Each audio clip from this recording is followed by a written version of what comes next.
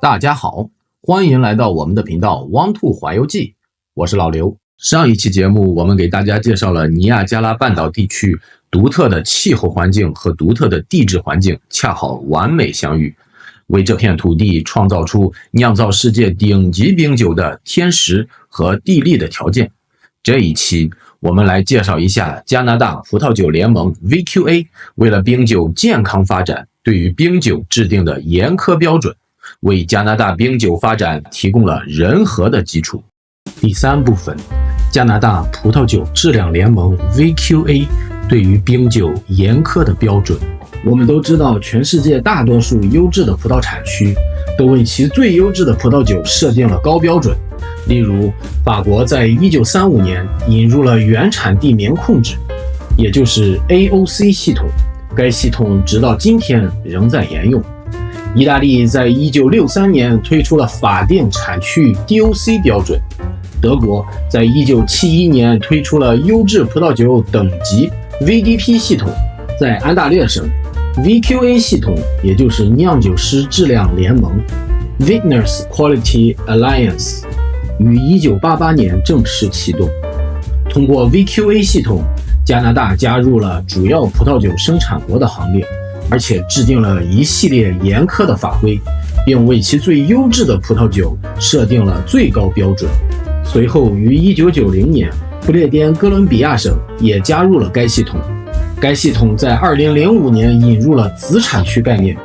加拿大有2个主要的葡萄种植区，分别位于安大略省和不列颠哥伦比亚省。VQA 联盟在安大略省认可了4个指定的葡萄种植子产区，分别为尼亚加拉半岛、霹雳岛、爱德华王子县和伊利湖北岸。在不列颠哥伦比亚省 ，VQA 认可了4个子产区，分别为奥肯纳谷地区、西米尔卡缅谷地区、菲沙谷和温哥华岛地区。严格的法规体系规定了酿酒师在酒标上使用这些高度特定的地理名称的各种限制。只有欧洲主流酿酒的葡萄品种，也就是 Vitis vinifera 品种，才能在联盟认可的葡萄种植区种植，并且葡萄酒必须由100%加拿大本土种植的葡萄酿造而成。对于品种酒 Varietos， 不低于85%的葡萄酒必须由酒标上明确标注的葡萄品种酿造，并且必须展现该品种的典型风味与特征。如果酿酒师希望指定葡萄酒所使用的葡萄园，酒庄必须位于被认可的子产区区域，并且100%的葡萄必须来自该葡萄园。也就是说，不能从不同的葡萄园种植区混合葡萄酿造。葡萄酒由一个独立的专家小组进行评估，只有符合或超越标准的葡萄酒才能获得 VQA 认证。在安大略省生产冰酒必须符合 VQA 以下所有要求： 1. 葡萄酒必须由 VQA 注册的种植者和酿酒师生产，葡萄必须来自 VQA 认证的子产区，只有这样才能保证酿出高质量的葡萄酒，而且能够充分体现出该品种在该产区的风味特色。第2，成品酒的糖度 Brix 必须达到32度或更高，而且残糖含量必须达到125克每升或更高。压榨后用来酿酒的果汁最低糖度需要达到35度，并且要求在发酵罐中实地测量。我们先来解释一下这个 Brix 糖度和残糖含量。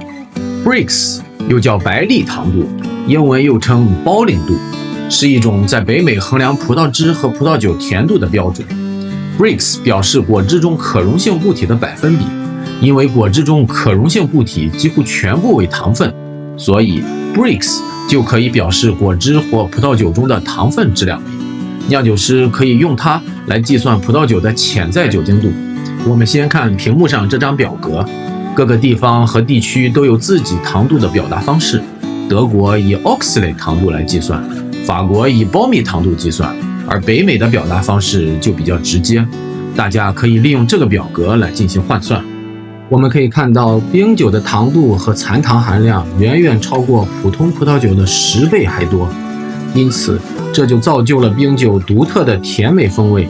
通常情况下，葡萄酒的潜在自然酒精度可以通过将葡萄采收时的 Brix 值除以2来计算。加拿大要求的葡萄汁的最低糖度为35度，比德国、奥地利要求的29.58度更高，因此这就决定了加拿大能够生产出比德国和奥地利等国更浓郁、奢华、甜美的冰酒。第三，冰酒酒精必须完全来自葡萄糖的天然糖分。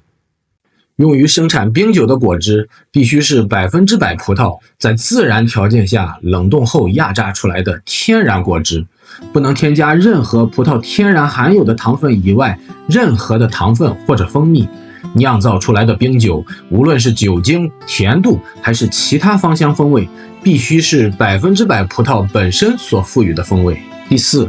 冰葡萄的采摘必须在11月15日之后才可以被允许开始。这就是说，所种植的葡萄园一定要有一定的耐寒能力，有能力保持在11月15日之前，即使有低温的情况，葡萄也不能被冻坏。这保证了葡萄具有足够的生长周期和糖分，这要求酒庄具有充分的抗霜抗冻能力。我们也会在后面的节目中介绍通常酒庄采取什么样的方式抵抗霜冻，能使葡萄坚强地挺过每年的11月15日。要求最早采摘的时间，也保证了冰酒是用葡萄在自然条件下冰冻所压榨出来的果汁酿造而成，而没有任何人为因素。因为在冰酒风靡世界之后，很多酒庄将葡萄收集后人工冷冻。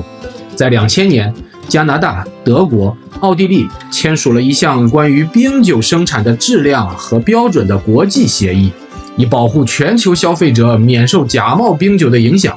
这些国际标准为加拿大冰酒进入欧洲市场扫清了主要障碍。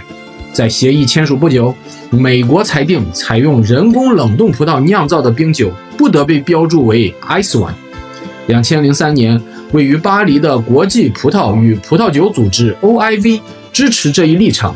并禁止使用人工冷冻葡萄酿制的葡萄酒被称为冰酒 Ice Wine， 法语 Vin du Glace 或德语 Eiswein。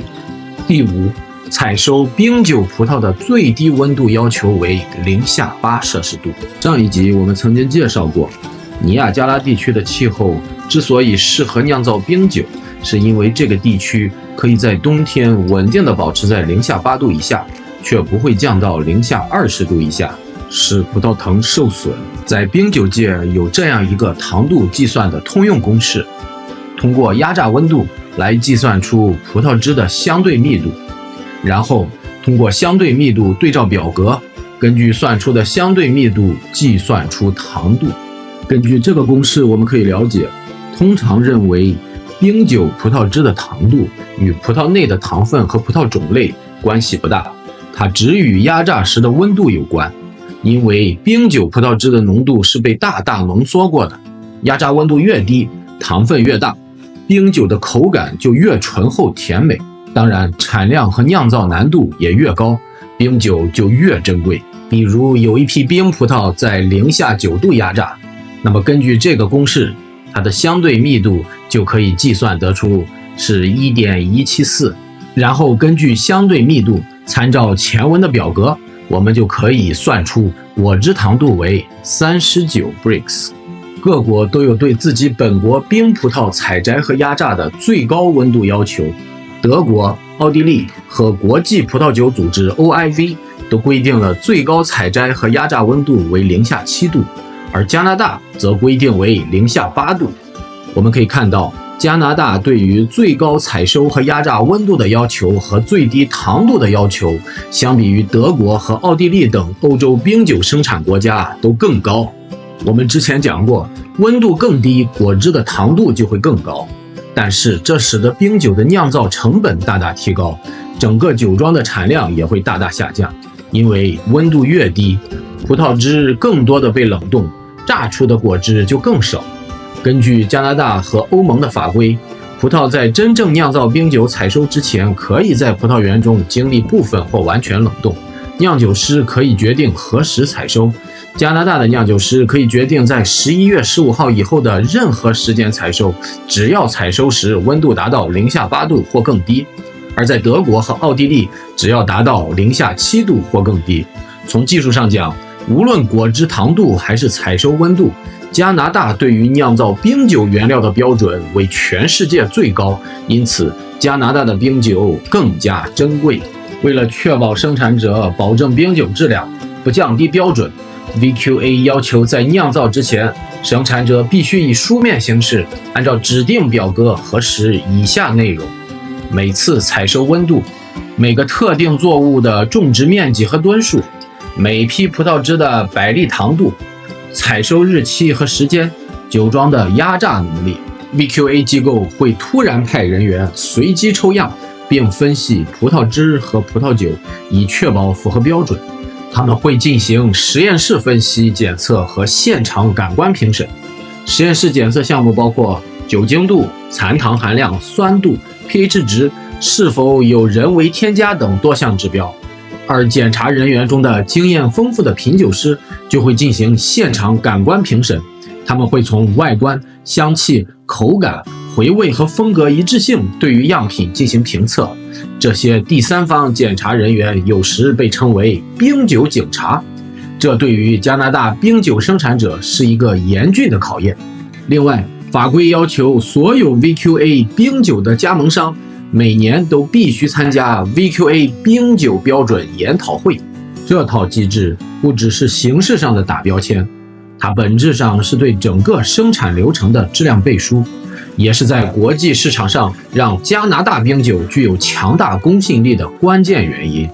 所以下一次你看到瓶身上那个小小的 VQA 标志，可别小看它，那可代表一整套严谨的质量保障和加拿大人们对于冰酒的骄傲。如果你喜欢我们的节目，请点赞、关注、评论，谢谢你的支持，我们下期再见，拜拜。